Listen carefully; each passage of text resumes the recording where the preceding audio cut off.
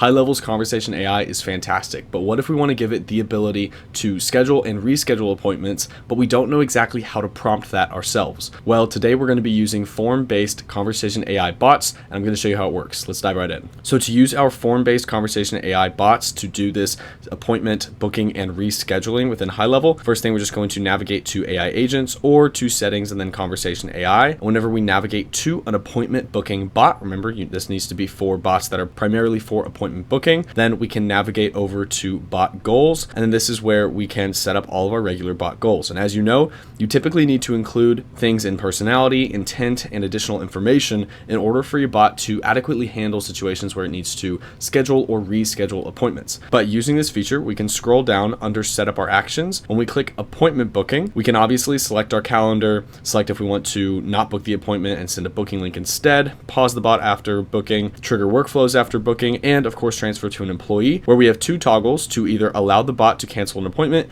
and allow the bot to reschedule the appointment. So by toggling these on, as long as we don't have any contradictory prompting, as we can see here, and this will now allow our bot to schedule and reschedule appointments right inside of conversations on SMS, WhatsApp, Instagram, Facebook, live chat, and so much more. So this gives our bots the ability to be way more autonomous. We can click save here, and then if you want, you can feel free to test it on the right hand side and implement this with your business. But this is a great feature that allows us to really get the most out of our Conversation AI, especially if they are booking appointments for us. So as always, if you have any questions, refer to the help doc, leave a comment, and thank you very much for watching.